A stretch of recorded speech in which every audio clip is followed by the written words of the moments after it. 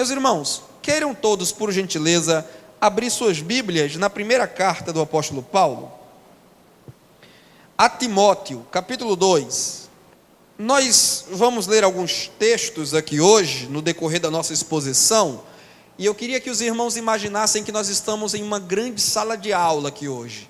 Imaginem que nós estamos na sala de aula da EBD, ou que nós estamos na sala de aula do curso teológico. O texto sagrado diz assim: antes de tudo, peço que se façam súplicas, orações, intercessões e ações de graças em favor de todas as pessoas. Orem em favor dos reis e de todos os que exercem autoridade, para que vivamos vida mansa e tranquila, com toda piedade e respeito. Isto é bom e aceitável diante de Deus, nosso Salvador, que deseja que todos os homens sejam salvos e cheguem ao pleno conhecimento da verdade. Quantos dizem amém por esta palavra? Meus irmãos, nós lemos esse texto, os 4 versículos, e eu gostaria de tecer alguns comentários sobre ele, mas não exatamente versículo a versículo. Eu fiz questão de ler esses 4 versículos para que nós ficássemos cientes do contexto em que especialmente o 4º versículo está inserido. É uma orientação de Paulo ao jovem obreiro Timóteo, que foi pastor na igreja localizada na região de Éfeso. É uma carta que é chamada de carta pastoral, porque ela traz conselhos, orientações que Timóteo deveria tomar para si e aplicar na igreja que estava aos seus cuidados. E o apóstolo Paulo recomenda a Timóteo que, por sua vez, oriente aos membros de sua igreja para que pratiquem o santo ministério da intercessão, que é um dos ministérios mais importantes na igreja. Emílio Conde falava desse ministério em um livreto que ele escreveu décadas atrás, intitulado Igrejas Sem Brilho, e ele dizia que o ministério da intercessão é um exército invisível na igreja, invisível para nós, mas visível para Deus, né? É aquele exército que não está aparecendo nos cartazes da igreja, não está aparecendo nas redes sociais, não tem seus nomes citados nos púlpitos da igreja, mas estão orando, estão batalhando de joelhos e garantindo que a igreja continue palmilhando vitória após vitória, dia a dia. Então o apóstolo Paulo instiga Timóteo a que ore e a que provoque os membros da igreja que ele lidera para o ministério da intercessão, em favor de todos os homens. E ali Paulo destaca, não é que Paulo tem em mente que Timóteo deve orar apenas por aquela categoria de pessoas, mas Paulo faz questão de destacar algumas pessoas que devem estar sob nossos joelhos constantemente: os reis, governadores e aqueles que exercem autoridade, né? Enquanto cidadãos de um país, de uma nação, especialmente uma nação democrática como a nossa, que é o Brasil, nós temos todo o direito de sair às ruas, como hoje muita gente saiu, nos protestos mais diversos, nos mais variados. É legítimo que cada um vá.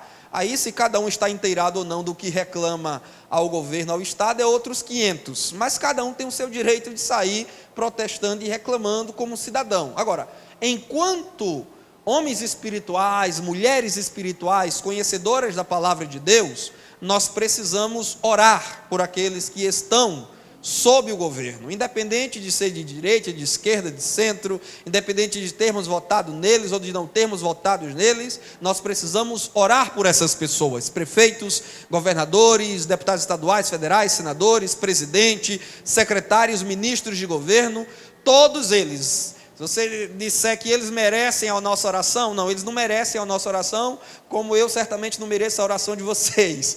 Ninguém merece oração, mas todos precisam de oração.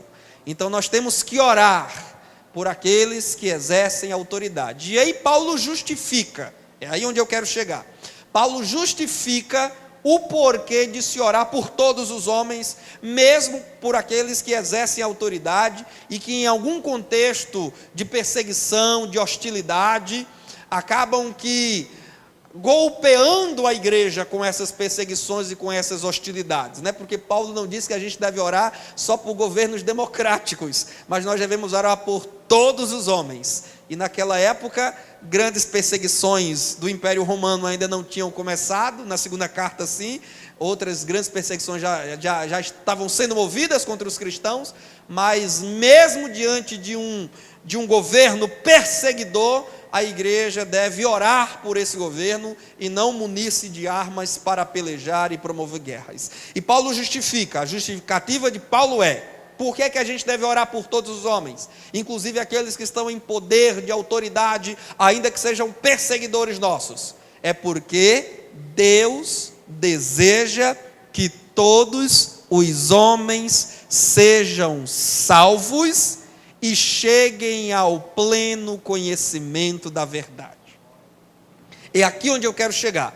Eu lamento que a tradução Almeida Corrigida, que eu creio ser a tradução da maioria dos irmãos aqui, porque é a tradução mais popular, não é, nas nossas igrejas evangélicas no Brasil, eu lamento que ela não tenha traduzido literalmente como está no texto grego, porque a Almeida Corrigida diz apenas: e que cheguem ao conhecimento. Se você está com sua Bíblia aberta, confira aí, por favor, o versículo 4, quando diz que Deus deseja que todos sejamos salvos, aí ele vai dizer: e que cheguem ao conhecimento. A Almeida Corrigida traduz assim: e que cheguem ao conhecimento.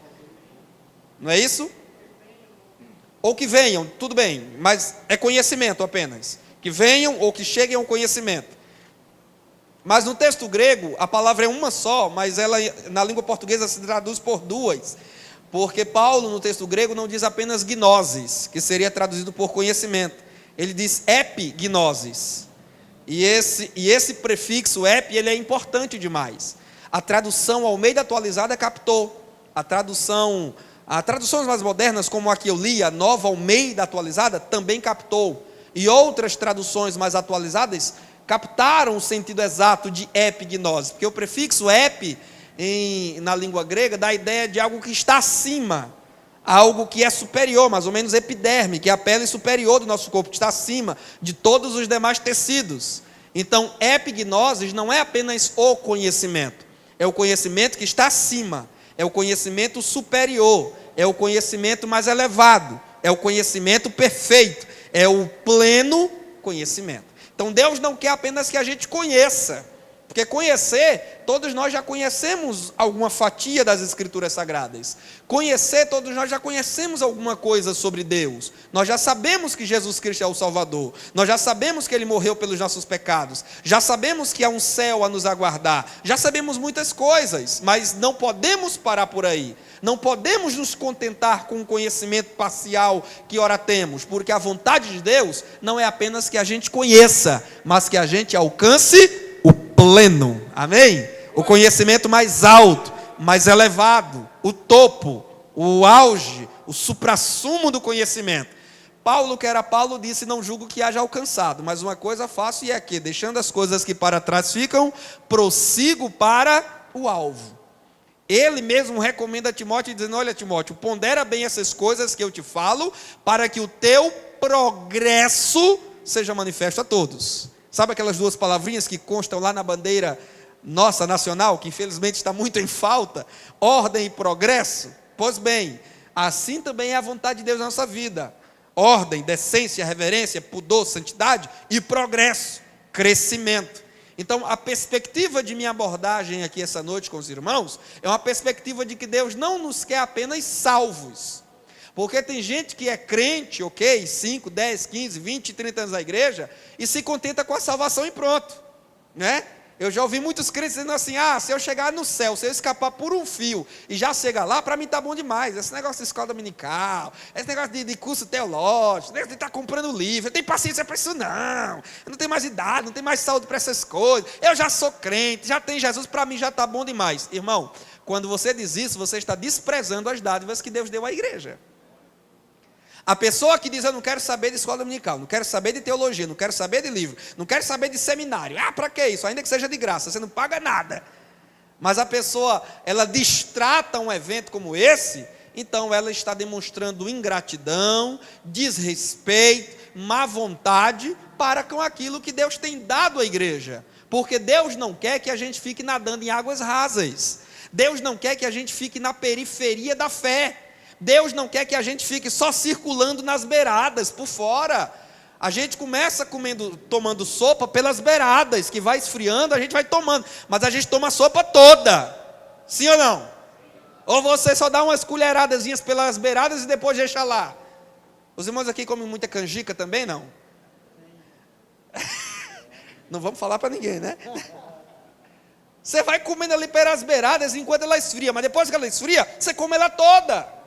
Assim, irmãos, é o conhecimento, é a doutrina, é a palavra, é a comunhão com Deus. A gente começa pelas beiradas devagarzinho, mas Deus quer que a gente faça como fez Ezequiel. Coloque os pés dentro do rio, deixe a água subir até os joelhos, depois na cintura, depois no pescoço. A visão de Ezequiel parou por ali, mas Deus quer que a gente mergulhe nas águas de conhecimento e de sabedoria do seu Espírito Santo, que a nós está proporcionada pela palavra. Amém, meus irmãos? Então, isso é pedagógico, não é uma coisa de pregador pentecostal movimenteiro, não. É porque a repetição é um exercício de memorização e melhor fixação do conteúdo da mente. Olhe para o irmão que está do seu lado e diga para ele: és salvo? Pergunte novamente: és salvo? Então agora, cresça. Cresça. Amém, meus irmãos? Louvado seja o nome de Jesus, até chegar ao pleno conhecimento. O que é ensino, irmãos? Eu vi que o pastor Wendel já trouxe um conceito na sua primeira palestra desse evento sobre ensino, então não vou me deter aqui, mas apenas porque é pertinente a nossa abordagem de hoje, eu resgato aos irmãos o conceito de ensino. No grego, didaquê ou didascalia, inclusive quem é da área de... Quem fez aí qualquer licenciatura, né, conhece muito a palavra didática. Aliás, a gente fala muito, né? Professor tem que ser didático. O que é didático? Didático ou didática é a habilidade de ensinar. É ensinar com eficiência, não é? É transmitir e ter a garantia de um retorno, de um feedback. É ensinar, mas certificar-se de que aquele que está recebendo o ensino está aprendendo. Porque tem gente que não tem didática, tem gente que fala. Eu costumo dizer, pastor Fábio, que é o professor de 3 notas. Só fala. Só fala. Termina, os alunos saem pelos corredores, pelos becos, dizendo, falou bonito, mas não explicou nada. Falou 1 quilo, eu não entendi 1 grama. Quer dizer, tem às vezes o conhecimento, tem às vezes até a matéria na cabeça, mas não tem a didática, não tem o jeito, a aptidão para ensinar com eficiência e garantir que os seus ouvintes recepcionem aquele conteúdo e façam a introspecção e tragam aquele conteúdo para dentro e demonstrem que de fato aprenderam em mudança de vida. Então, no texto grego, didaquê ou didascalia, deu origem a esta palavra em língua portuguesa didática, né? Remete lá a Comênios, o pai da didática moderna, que até hoje é lido e relido nos cursos de pedagogia.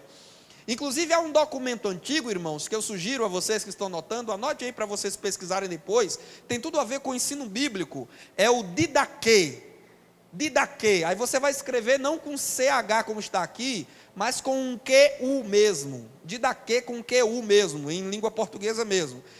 Didaquê, por que você vai anotar? Você vai anotar porque você vai pesquisar esse documento. É um dos documentos mais antigos da igreja cristã que traz o ensino, porque didaquê é ensino, é doutrina, é preceito, é instrução. Então você vai encontrar o didaquê, que é o documento que traz o ensino, a doutrina, a instrução dos apóstolos de Cristo. É um documento que a data é imprecisa, ninguém tem certeza, mas remete possivelmente ao 2º século. A geração que viveu após os apóstolos de Cristo, que redigiram um documento sintetizando. É um documento de poucas páginas, você lê numa sentada só, sintetizando a instrução dos apóstolos do Senhor Jesus Cristo. Então pesquise por esse documento na internet, imprima ele e guarde, porque vale muito a pena você ter. Então é ensino porque é instrução, é preceito, é doutrina. E é bíblico porque tem na Bíblia seu principal fundamento. Amém? Como diziam os reformadores, sola scriptura. Em latim quer dizer apenas a Escritura. A Escritura é a regra. Isso aqui é um ponto que é ponto pacífico das igrejas genuinamente protestantes. A Bíblia é a regra de fé e prática. A nossa fé ela descansa nas águas tranquilas da palavra de Deus. Ela repousa na palavra de Deus.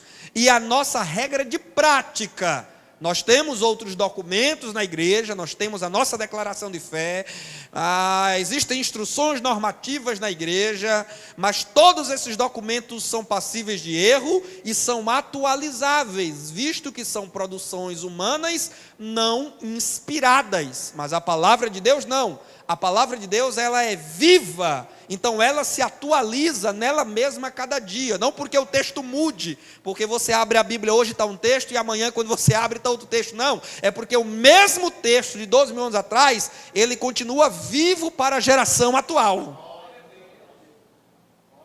E isso é maravilhoso. Billy Graham dizia que a Bíblia, ela é mais atualizada do que o jornal que foi impresso hoje pela manhã. Ela é mais atualizada. O jornal que foi impresso hoje de manhã, amanhã ninguém mais quer ler, a não ser para uma consulta, a não ser para um recorte de um artigo acadêmico, de um trabalho escolar. Mas a informação, o conteúdo que o jornal traz, perde seu valor. Tudo se atualiza muito rápido. A palavra de Deus não. A palavra de Deus, dizia Martinho Lutero, ela nem é antiga, nem é moderna. Ela é eterna. Isaías registrou as palavras de Deus dizendo: seca-se a erva e cai a sua flor, mas a palavra do Senhor permanece eternamente. Amém, meus irmãos? Então fiquem tranquilos, porque esse livro, levante aí a Bíblia, por favor. Quem trouxe Bíblia? Levante ela, por favor, assim ao alto. Levante. Faça assim, olha, como um soldado manuseando a espada em suas mãos. Pois bem, esse livro que você traz em suas mãos é o livro mais poderoso do universo. Nenhuma obra acadêmica, filosófica, nenhuma obra poética, nenhuma literatura, nenhum outro livro jamais escrito em toda a história se iguala em valor e em poder ao livro de Deus, que é a Bíblia Sagrada. Amém, meus irmãos? Este livro tem resgatado muitas prostitutas da prostituição, tem retirado muitos garotos de rua, tem restaurado a comunhão em muitas famílias e em muitos casamentos, tem devolvido a dignidade de muitas mulheres. Este livro tem orientado os pecadores sobre o caminho da salvação e tem resgatado do inferno vidas preciosas para Deus. Não tenha medo de citar a Bíblia, porque esse é o livro de maior valor em todo o mundo. Louvado seja Deus. Por que ensinar? É a primeira pergunta que eu quero desenvolver com os irmãos essa noite. Por que ensinar? Por que é importante ensinar? Nós já dissemos no texto que lemos que a vontade de Deus não é que apenas sejamos salvos. A salvação é o ponto inicial. A salvação é a porta de entrada para uma relação, para uma comunhão com Deus.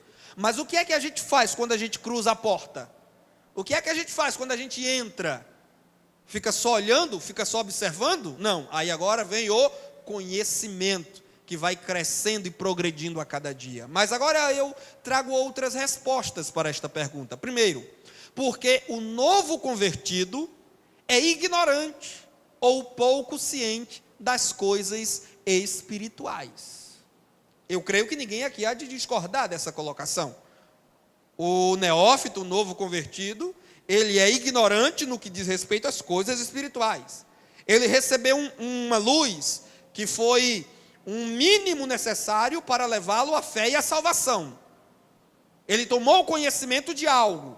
Ele não é totalmente ignorante, porque uma pessoa totalmente ignorante não se converte. Paulo diz que a fé vem pelo ouvir, e ouvir a pregação da palavra de Deus. Então ele ouviu algo que é um mínimo, um facho de luz resplandeceu na mente e no coração dele, suficiente para germinar e produzir fé salvífica, que abriu as portas e introduziu na presença de Deus. Entretanto, ele ainda continua ignorante de muita coisa. Ô irmãos, nós hoje, com toda a nossa experiência de crente, os obreiros que aqui estão, irmãs e irmãos veteranos da fé, varões e varoas que estão aí na caminhada há 30, 40, 50 anos com Jesus, diga para mim, você não tem dia assim que você se percebe uma pessoa leiga nas coisas espirituais?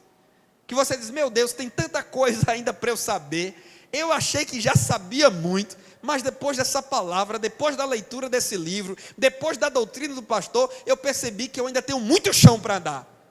Se nós que somos experientes sentimos, muitas vezes, essa limitação de conhecimento, imagina um bebezinho na fé, que se converteu há 2 semanas, há 1 mês, há 1 ano. Então, ele é ignorante acerca de muitas coisas, e pouco ciente das coisas espirituais. Daí vem o texto de 2 de Pedro, que todos nós conhecemos, 2 de Pedro 3,18. O texto está lá, mas eu sei que vocês sabem de qual que Pedro disse nesse texto. Antes crescei... Não, vamos voltar. Antes crescei que há em nosso Senhor e Salvador Jesus Cristo. Pastor Elinay Cabral, que é comentarista de lições da CPAD, ele diz algo interessante. Ele diz que crente que cresce só na graça, fica engraçado. E é verdade, sim ou não? Você já viu um crente engraçado na igreja? Que gosta muito de batido de pé, de bater de palma, fazer aviãozinho, subir em cima dos bancos. Às vezes tem muita graça na vida, mas falta moderação. O pastor Antônio Gilberto dizia que todo poder sem controle vira anarquia. E tem muitas igrejas anárquicas por aí. Não se submete à doutrina, não se submete a pastor, não senta nos bancos de escola dominical para aprender. Virou uma zorra total. Por quê? Porque dizem ter recebido, e eu não nego que receberam graças. Eu não nego que receberam carismas de Deus. Vê a igreja de Corinto. Era uma igreja agraciada, no sentido mais puro da palavra. Paulo disse na primeira carta aos Coríntios, capítulo 1, versículo 7, nenhum dom vos falta. Era uma igreja abençoada com muitos dons, mas você vê a imaturidade, as meninices, o descontrole, né? O valor exacerbado às línguas em detrimento de outros dons igualmente importantes para o culto público. Paulo precisou corrigir naqueles capítulos 12 a 14 da primeira carta aos Coríntios. Então eles tinham o poder, eles tinham uma graça, mas faltava-lhes o conhecimento. Aliás, o capítulo 12 da primeira carta de Paulo aos Coríntios começa assim: irmãos, quanto aos dons espirituais, não quero que vocês sejam ignorantes. A palavra de Deus não privilegia a ignorância. A palavra de Deus não privilegia o analfabetismo bíblico e doutrinário.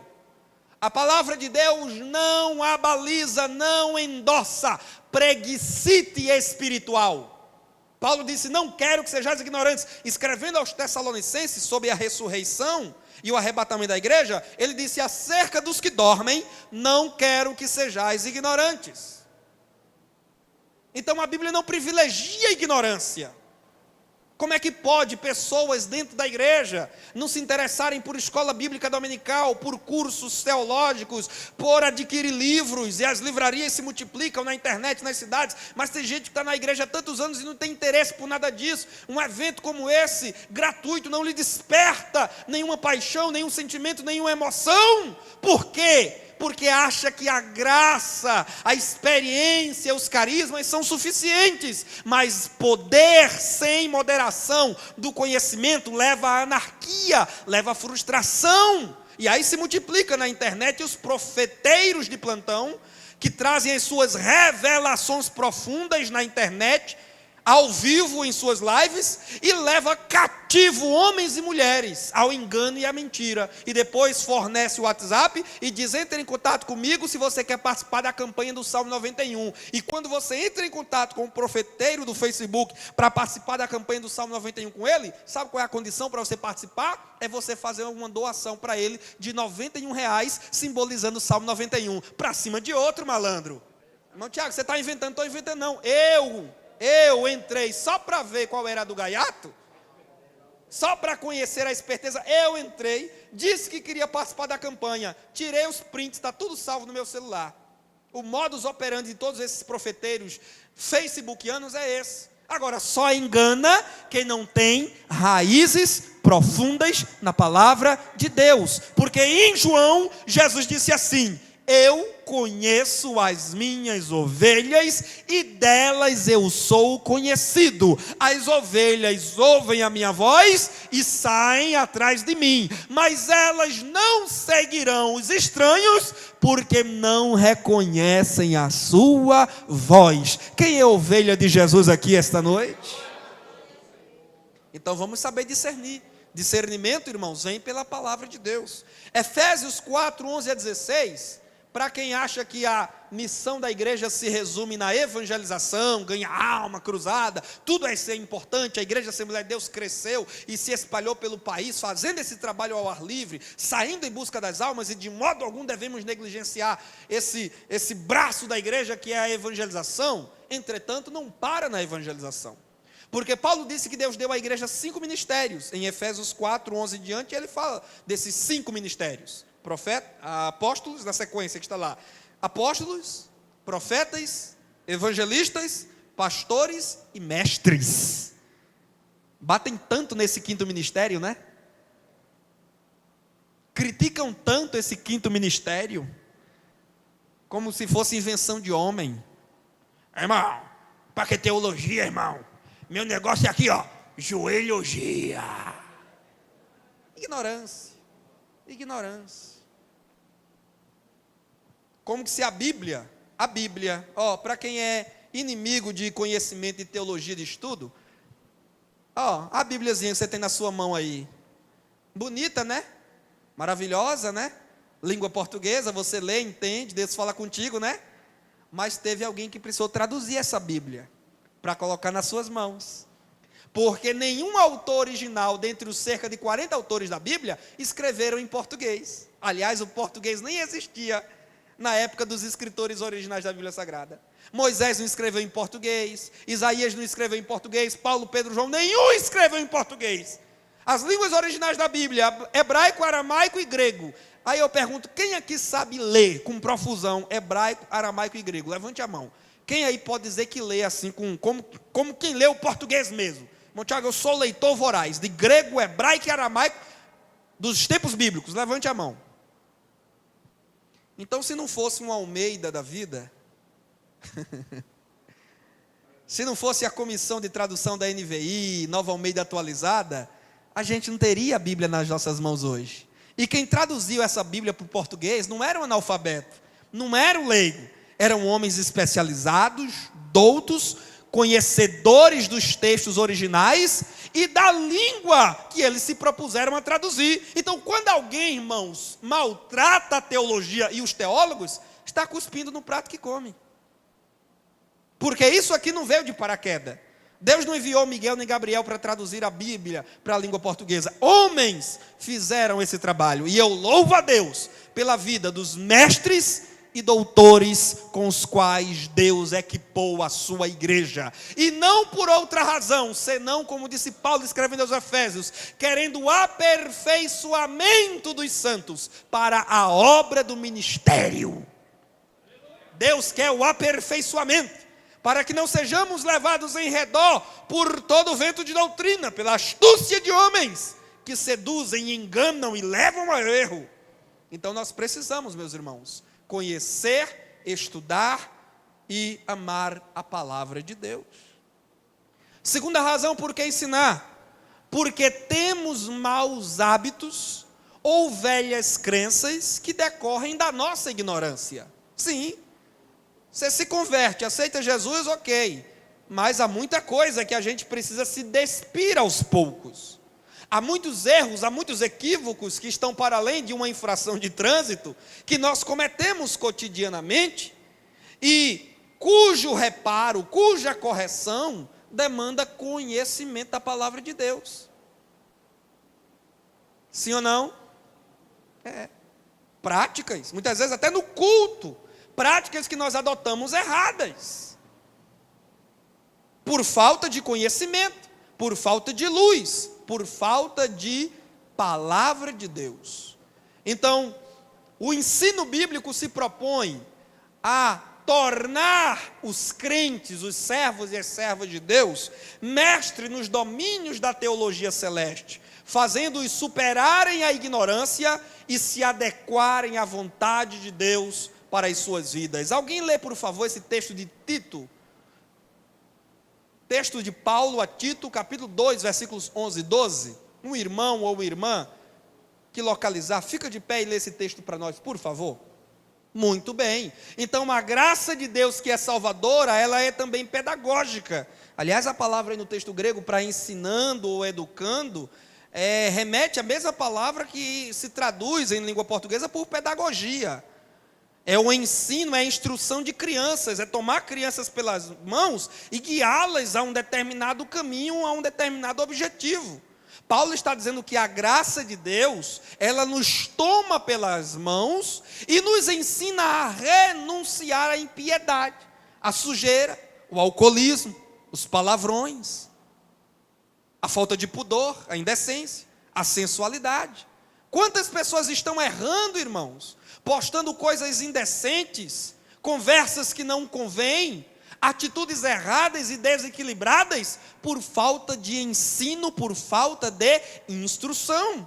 Jesus disse aos seus discípulos em João capítulo 15, versículo 3, vós já estáis limpo pela palavra que eu vos tenho falado.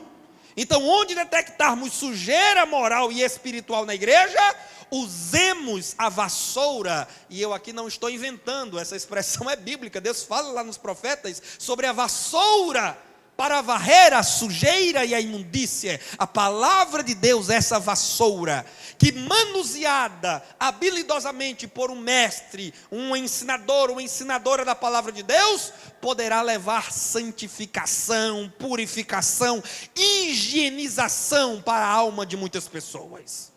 Um irmão outro dia me procurou, eu havia dado uma palavra na igreja, falando sobre maus costumes, de que nós precisamos nos despir, e ela no final, outro dia me procurou e disse, irmão Tiago, aquela palavra foi muito boa, Deus lhe usou purinho na terra naquele dia, mas eu fiquei com medo de o irmão falar contra cigarro, porque eu sou crente, batizado nas águas, mas até hoje eu tenho o hábito de fumar um cigarrinho, e graças a Deus, porque naquele dia o irmão não falou nada contra cigarro. Eu digo, irmã, naquele dia não, mas hoje, receba.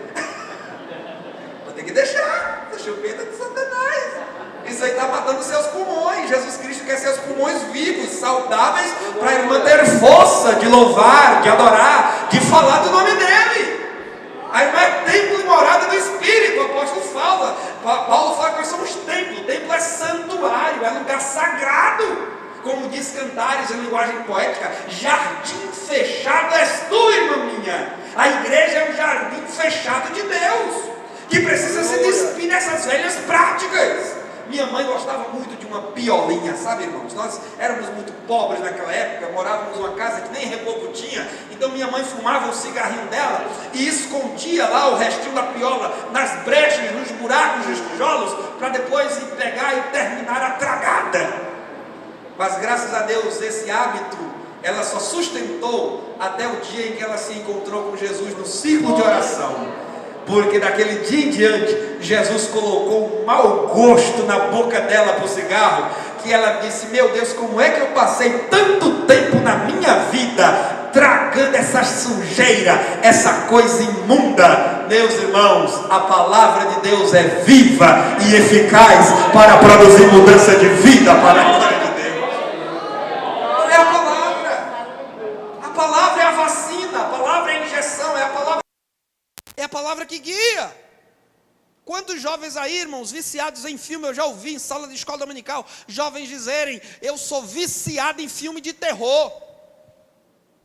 E eles dizem assim, e aquilo não me altera em nada, não mexe comigo em nada. Eu digo, você não sente, porque você está igual Sansão, quando o Espírito Santo saiu dele, e ele achava que ainda era forte. E é um dos textos mais tristes da Bíblia Sagrada, é aquele texto, depois que Dalila corta o cabelo de Sansão, e ela grita que ela era cínica, ela grita, Sansão, aí vem os filisteus contra ti. Sansão se levanta, e o texto de Juízes diz, Sansão disse isso, irei e novamente vencerei os filisteus, porque ele pensava que o Espírito de Deus ainda estava estava sobre ele, quando o Espírito já havia se apartado. Tem crente que está assim, irmão. Ele pensa que é forte, ele pensa que está seguro, mas ele está resvalando os pés no lodo. Aí ele é viciado em pornografia, aí ele é viciado em futebol. Meu Deus, quantas pessoas que não se acordam às 9 da manhã para a escola dominical, mas se acordam às 5 da madrugada para uma partida de futebol com os amigos. Nós precisamos dar a injeção da palavra de Deus a essas pessoas, para que elas saiam dessa obscuridade espiritual, para que elas se desprendam das garras de Satanás, nas quais estão amarrados, e tenham as suas consciências recobradas para a glória bendita de Deus. Por que ensinar? Porque o ensino é parte imprescindível do discipulado e da formação do caráter cristão. Já foi lido o texto de Mateus 28, o texto da grande comissão. A gente sempre lembra desse texto na escrita na pena de Marcos, mas o texto na pena de Mateus, ele é ainda mais significativo, porque se em Marcos Jesus disse, ide e pregai, em Mateus Jesus diz, ide, ensinai e fazei discípulos. E não dá para fazer discípulo de Jesus, se não for do modo como Jesus disse, ensinando-os a guardar tudo o que vos tenho dito. E onde é que está todas as coisas que Jesus disse? Na palavra.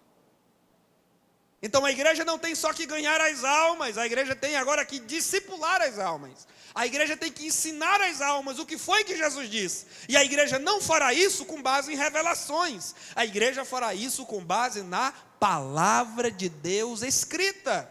Olha o que é que disse Maya Pirman, teólogo pentecostal. Lá na primeira metade do século XX, ele dizia, o conhecimento doutrinário é essencial para o pleno desenvolvimento do caráter cristão. As crenças firmes produzem caráter firme. Crenças bem definidas também produzem convicções bem definidas. Vocês se lembram daquela parábola que Jesus contou, dos 2 construtores? Que construiu a casa na areia e outro na rocha?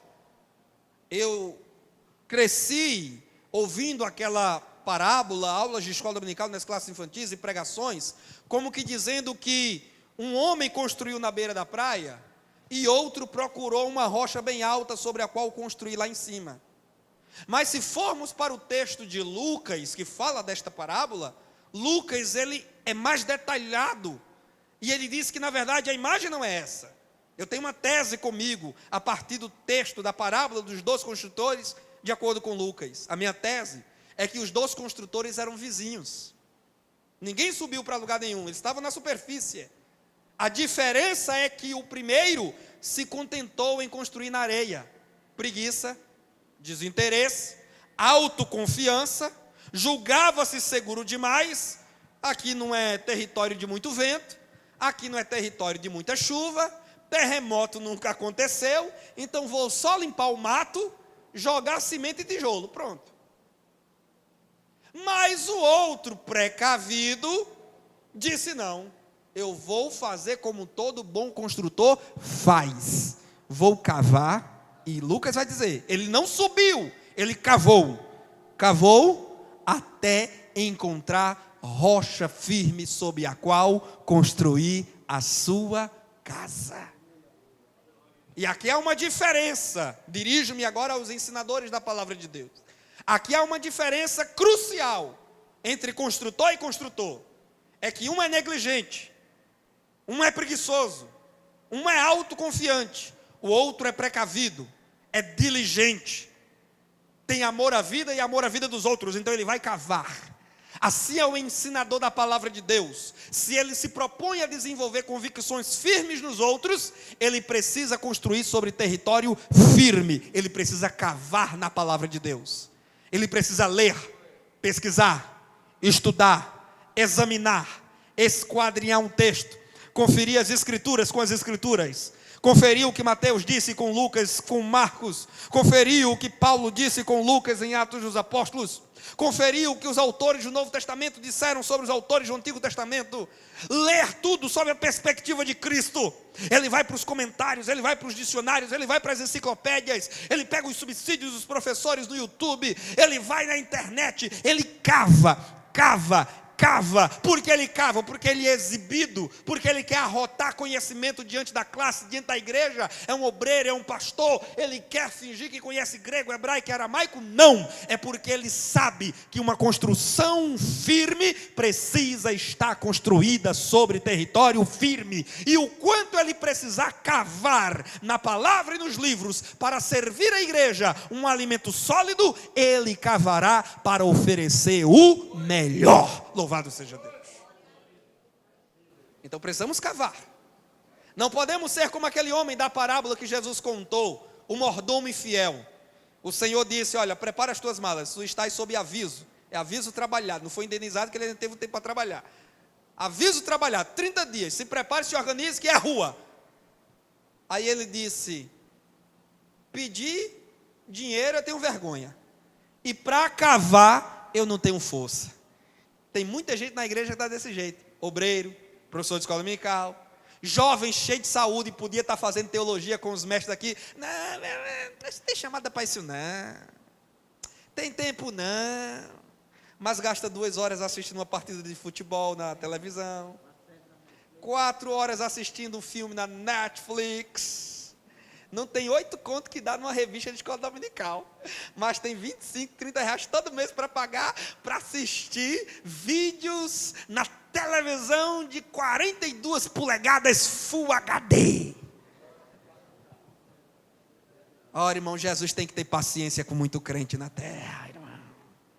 Para cavar não tenho força, mas essas pessoas que sofrem de preguicite espiritual são as primeiras que caem quando os ventos das heresias sopram, quando os rios das tribulações sobem, inundam, são as primeiras que caem.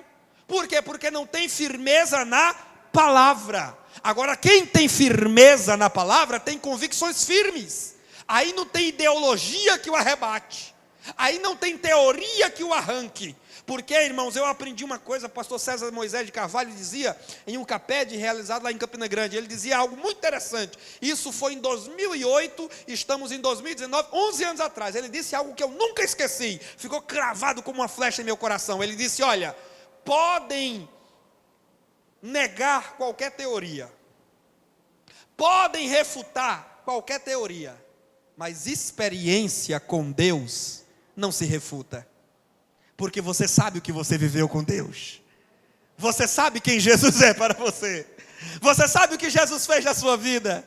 Você conhece a voz do seu pastor. E não há ninguém que diga para mim que eu não ouvi a voz do meu Deus, porque eu ouvi e eu sei o que eu ouvi. Então a palavra de Deus, ela nos traz convicções. E o que ensinar é a segunda pergunta. Primeiro, toda a Escritura. O que ensinar? Toda a Escritura. Paulo dizia: toda a Escritura divinamente inspirada é apta para ensino, para repreensão, para correção, para que o homem de Deus seja perfeitamente instruído para toda boa obra. A palavra de Deus é a nossa fonte de ensino, inequívoca, inerrante, infalível, confiável. É a palavra de Deus.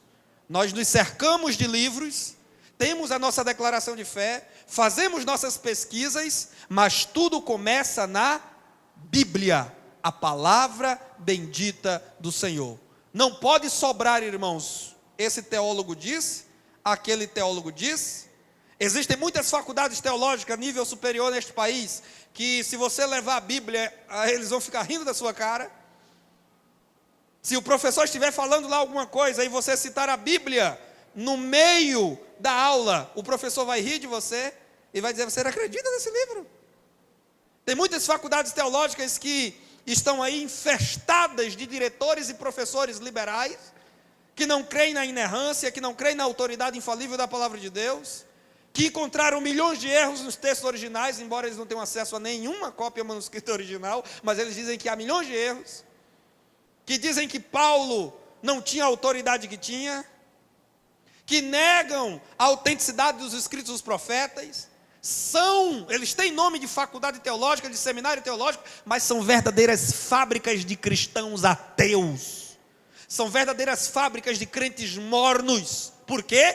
Porque perverteram a autoridade da palavra de Deus. Existem muitos na internet por aí, eles não têm igreja, você não sabe de que igreja eles são, mas eles estão aí na internet ganhando fama, nome e seguidores, dando outras mulheres para Adão antes de Eva,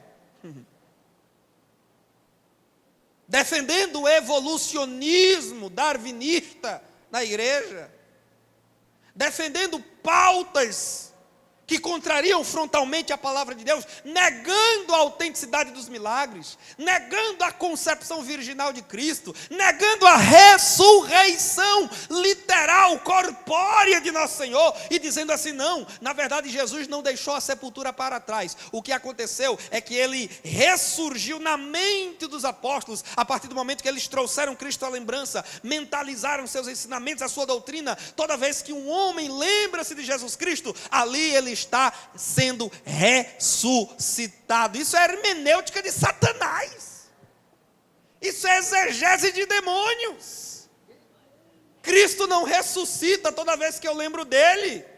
Ele ressuscitou de fato e de verdade 2000 anos atrás, numa manhã de domingo. As mulheres foram lá no sepulcro em busca do corpo dele, e um anjo de Deus desceu, removeu a pedra e aguardou as mulheres chegarem para dar a elas a mais bela notícia que esse mundo jamais ouviu: não está mais aqui, ele ressuscitou.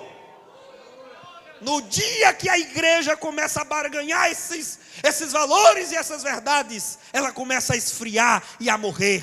A igreja que não crê na inerrância e infalibilidade da palavra de Deus, a igreja que não crê na salvação mediante a expiação do sangue, a igreja que não crê na ressurreição literal de Cristo, pode fechar as portas. Ela não presta, ela não serve, não passa de um clube social, de uma entidade social, de uma organização que parece ser viva, mas na verdade está morta diante de Deus. Uma igreja verdadeiramente viva é uma igreja que tem como cabeça o Cristo vivo e ressurreto. Nossa história, nossa doutrina, nossos costumes e valores precisamos ensinar. Paulo fala na segunda carta aos Tessalonicenses 2,15 sobre as tradições que a igreja de Tessalônica recebeu por epístola e por palavra dita, discurso, pregação oral, conversas que Paulo costumava ter com aquela igreja. Então nós temos que ensinar. Qual é a nossa história? Não se admite, irmãos, que o nosso povo saiba muito sobre Neymar e nada sobre Daniel Berg e Gunnar Wingren. Não se admite que as nossas moças saibam tudo sobre Anitta, Lady Gaga, Beyoncé e não saibam nada de Frida Wingren. Não se admite que se conheçam esses cantores de sertanejo universitário, de forró eletrônico, de um pancadão do funk, que aparecem na televisão, e quando você cita o nome de Paulo Leivas Macalão, você parece estar falando grego para muita gente. Não se admite. Por quê? Porque não conhece a história, não conhece a doutrina, não conhece os costumes e valores. Aí vai ensinar errado na classe da escola dominical. Aí vai distorcer aquilo que a igreja tradicionalmente tem ensinado, os ensinos salutares, pautados na palavra de Deus, precisamos conhecer. Diretrizes para garantir a boa qualidade do ensino na igreja. Primeiro, fortalecer o púlpito. Estou terminando, irmãos. Primeiro, fortalecer o púlpito. É o primeiro passo para solidificarmos o ensino de qualidade da igreja. Fortalecer o púlpito. E quando eu digo fortalecer o púlpito, não é alvenaria. Eu me refiro a exigirmos qualidade daqueles que ministram em nossas igrejas. Não se pode tolerar mais, irmãos, amadorismo em nossos púlpitos. Não se pode mais tolerar pregadores que assumem a tribuna da igreja para ficar, tem meia hora para pregar, gasta 20 minutos falando em línguas estranhas sem interpretação, para parecer ungidão, para parecer poderoso. Paulo disse, fale 2 ou 3 em línguas, e que haja intérprete. Se não houver intérprete, esteja calado, falando consigo e com Deus. 1 Coríntios 14, você vai dizer isso, muita gente troncha na nariz, fica com raiva, mas está na Bíblia. Hinos. Nossos hinos precisam, irmão, ser bem selecionados para serem cantados no púlpito. Chega desse negócio de recebe, toma posse, e estou vendo um anjo, e bola de fogo, e isso, e aquilo, e vai, e vem, e pega fogo, e não sei o quê. E cadê letra, cadê poesia, cadê Cristo nos nossos hinos hoje?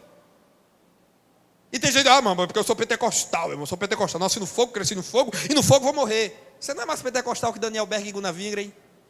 Você não é mais pentecostal que Paulo Levas e Macalão? Você não é mais pentecostal que Frida Wingren? E quando você canta os hinos da harpa que esses homens e mulheres escreveram, Emílio Conde, quando você canta nas horas que passam pensando em Jesus, as trevas disfarçam buscando a luz, que horas de vida tão doces para mim, Jesus me convida que eu suba para si. Que hino bonito, que hino maravilhoso, tem poesia, tem letra, tem rima e tem Cristo. Agora hoje a gente está cantando muita coisa repetida, muito clichê batido, grupos de louvor que não comparecem na escola dominical, grupos de louvor que os jovens não se interessam por ensino, não se interessam por estudar a palavra de Deus, mas querem cantar todo domingo à noite. E o pastor às vezes está apertado, o horário do culto está pressionado, tem que passar para o pregador. Irmão, canta o hino aqui bem rapidinho, é um hino só, pelo amor de Deus. Eles vão cantar um hino só, mas é um hino de 10 minutos. E para começar ainda tem uma ministração para a igreja. Meus irmãos, nós precisamos fortalecer, selecionar quem é que prega, quem é que ensina, quem é que canta. Pastor Antônio Gilberto, de saudosa memória, dizia, há atualmente um esvaziamento da palavra de Deus no púlpito de inúmeras igrejas. O tempo que deveria ser da palavra do Senhor é ocupado por música e cantos profissionais, não genuíno louvor, e atividades sociais, restando alguns minutos para a pregação da palavra de Deus. Daí o elevado número de, somente pastor Antônio Gilberto podia dizer isso aqui, ninguém mais podia dizer, só ele. Eu não escreveria um livro dizendo isso que ele disse, mas ele disse que em razão do esvaziamento da palavra de Deus no púlpito de nossas igrejas, é que se encontra o elevado número de retardados espirituais nessas igrejas. Não, aí eu não preciso falar para vocês as credenciais de Antônio Gilberto, não preciso, aí dispensa comentários, mas olha o que é que ele diz. Segundo, fortalecer a EBD. Precisamos fortalecer nossa escola bíblica dominical. Se quisermos ensino bíblico, temos que fortalecer a EBD. Selecionar professores qualificados e que estejam se qualificando sempre. Formação continuada. Que tenham um bom conteúdo. Que não vá para frente de uma sala de escola dominical ficar falando do feijão que queimou, do carro que bateu, de gente que foi atropelado no meio do caminho, contando testemunhos sem fim, desconexos, que não tem nada a ver com a ilustração da lição, com o tema da lição. Precisamos colocar professores que amem a Bíblia, que sejam homens de Bíblia, mulheres biblificadas, que tenham conteúdo, que possam responder as perguntas dizendo, a palavra de Deus diz, a palavra de Deus diz, a palavra de Deus diz, a palavra de Deus diz. Quando a gente coloca professor que não gosta de Bíblia para dar aula, toda a resposta dele vai ser, eu acho que, eu penso que, minha opinião é que. Mas, meu irmão, escola bíblica dominical, ou tem Bíblia para dar, ou então se senta e dá vez para outro. Quando não se lê Bíblia, quando não se conhece Bíblia, aí vai apelar para o eu acho que, eu penso que, talvez. Mas quando se tem Bíblia, o aluno pergunta, você responde, a Bíblia diz, a Bíblia diz, a Bíblia diz. É igual Jesus na tentação do deserto, está escrito, está escrito, está escrito, está escrito, está escrito, louvado seja Deus. Fortaleçamos a EBD, estrutura física, estrutura organizacional, e frequentemos a escola dominical, irmãos. Não se pode tolerar obreiros que não frequentam a escola dominical. Não se pode tolerar lideranças de departamento na igreja que não frequentam a escola dominical. Não se pode, mas eu já sou crente veterano há tantos anos, o que é que eu tenho mais que aprender na escola dominical? Pastor Antônio Gilberto morreu com mais de 90 anos de idade, e até os últimos instantes de sua vida foi professor e aluno de escola dominical. Tenho certeza que você e eu não somos melhor do que ele. Precisamos continuar crescendo em graça e em conhecimento. E não sei vocês, mas a cada domingo de manhã Deus tem me ensinado coisas novas da escola bíblica dominical. E olha aqui, ó, a missão da escola dominical, em Deuteronômio 31:12, na versão viva. Deuteronômio 31:12. Não existia escola dominical naquela época, óbvio, mas esse texto, eu penso que ele resume bem a missão da escola bíblica dominical, que é, pastor Fábio Henrique, o departamento mais democrático de ensino da igreja. Porque nós temos os nossos seminários e faculdades teológicas, mas as crianças não frequentam, adolescentes muito raramente, mas a escola dominical ela é democrática, porque tem classe para senhoras, senhores, para idosos, para crianças, para o maternal, crianças recém-nascidas, berçário, você tem professorinhas lá já cantando para elas, o lúdico, já ensinando o caminho do céu. Deuteronômio 31:12, convoquem e reúnam todos, homens, mulheres, crianças e até os de fora. Recebeu visita em casa no domingo de manhã, não fica em casa com a visita não, chama ela, convoca ela. Todos os que estiverem na cidade de Israel, todos deverão ouvir, a aprender e aprender estas leis, para que respeitem o Senhor nosso Deus e obedeçam a todos os mandamentos por Ele ordenados. Então a escola dominical reúne, congrega todo o povo. E por último, para terminar de fato de verdade, terceira diretriz, fortalecer as instituições de ensino teológico da igreja. Fortalecer, estruturar, e eu louvo a Deus porque, pelo que conversei com o pastor Fábio, vi que a igreja aqui em Mossoró dispõe de uma boa estrutura de ensino teológico. E aí fica lançado aos irmãos o convite, o chamado, para que vocês cresçam cada vez mais. Já tem escola dominical, já tem ótimos livros em casa, já faz sua pesquisa, já tem uma formação, uma graduação, um nível superior, mas se matricule também na instituição teológica da igreja, para que você aprenda. Olha o que é que dizia Donald Dee, teólogo lá na década de 40, irmãos, década de 40, olha o que é que Donald Dee, teólogo inglês, dizia: é preciso que as igrejas pentecostais acrescentem ao nosso ardente testemunho de experiência esforço intelectual mais determinado, a fim de expor com precisão a nossa fé. Não devemos nos deleitar com emoções profundas à custa de reflexões superficiais. Por que é que tem muitos jovens se desviando no primeiro semestre de uma faculdade? Por quê? Outro dia eu vi um presbítero da igreja pedindo oração para o seu filho de 17 anos, que havia se afastado da igreja depois que tinha entrado na universidade. Chegou para o pai presbítero e disse: pai, eu caminhei com o Senhor para a igreja até hoje, mas a partir de hoje não vou mais, porque esse Jesus que o Senhor me ensinou desde criança, eu aprendi na universidade que Ele não existe. Se esse moço tivesse de fato comunhão com Deus diária, na oração e na palavra, se esse moço lesse bons livros, fosse um aluno de escola dominical e matriculado em um bom curso de teologia da igreja, que o levasse à reflexão sobre as coisas pertinentes a Deus, ele não seria arrancado tão facilmente em um primeiro semestre de faculdade. Eu tive um professor de sociologia no curso de letras, e ele disse: o céu desses crentes deve ser muito sem graça. Lá a gente não vai poder beber uma cerveja, não vai poder pegar uma mulher, deve ser uma monotonia sem fim. Zeca Pagodinho disse que se fosse para ir para o céu, tocar harpinha com os anjos e ficar saltando de nuvem em nuvem, ele preferia descer para o inferno para tocar o pagode dele para Satanás. As pessoas pensam que o céu é isso, por quê? Porque são ignorantes. É isso que Zorra Total da Globo representa. É isso que Portas do Fundo no YouTube representa sobre o céu. Um céu monótono, insípido, sem graça, nuvenzinha, algodão doce, arpinha e asinha de anjo. Por quê? Porque são ignorantes sobre Deus. Não conhecem as delícias de servir a Deus aqui e muito menos as delícias que nos aguardam na eternidade.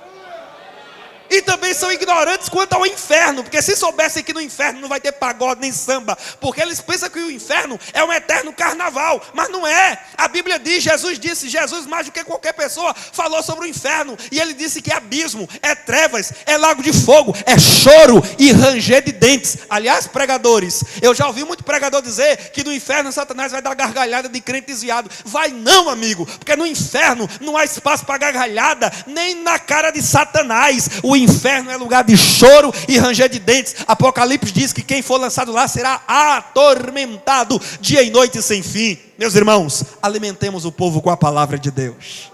Deus abençoe vocês em nome de Jesus.